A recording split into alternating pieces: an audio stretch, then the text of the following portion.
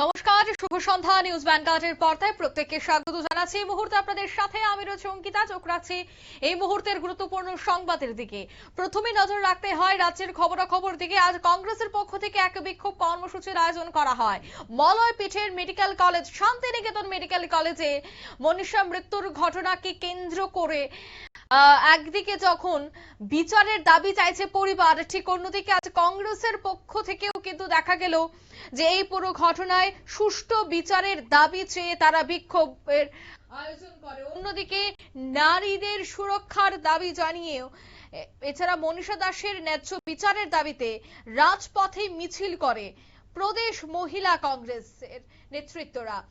পুলিশের মহানির্দেশকের কাছে পরে তারা ডেপুটেশন দেন, যেখানে উপস্থিত ছিলেন মহিলা কংগ্রেসের সভানেত্রী সর্বাণী ঘোষ চক্রবর্তী।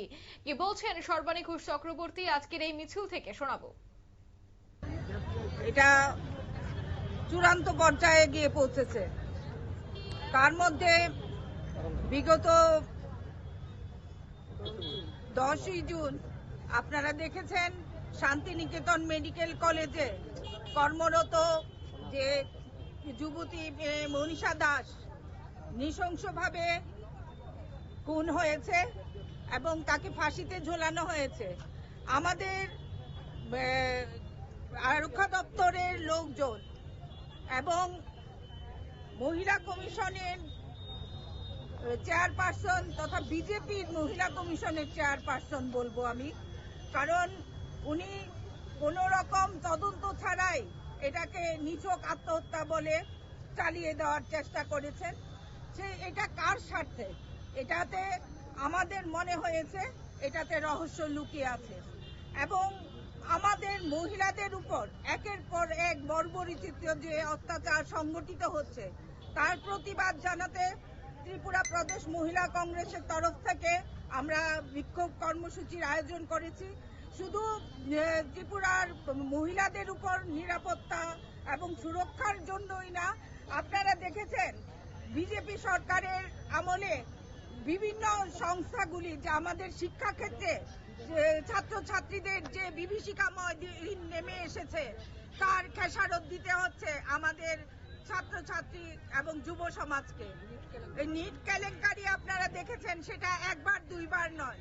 বিজেপি সরকার প্রতিষ্ঠিত হওয়ার পর একের পর এক নিট কেলেঙ্কারি, প্রশ্নপত্র ফাঁস, সিবিএসই এক্সাম স্ক্যাম, এটা দিনের পর দিন চলছে। তা বিজেপি সরকারের আমলে কোনো সংস্থাই ঠিকভাবে কাজ করছে না এবং মানুষের যে স্বপ্ন, যে ছাত্রছাত্রীদের যে স্বপ্ন ছিল তারা আগামী দিন দেশের সেবার কাজে। আপনারা শুনলেন তাদের এই বক্তব্য। অর্থাৎ তিনি কিন্তু অভিযোগ করছেন বর্তমানে নারীরা নিরাপদ নয়। অন্যদিকে মনীষা দাসের এই মৃত্যুর ঘটনা সুষ্ঠু তদন্তের দাবি তিনি চাইছেন।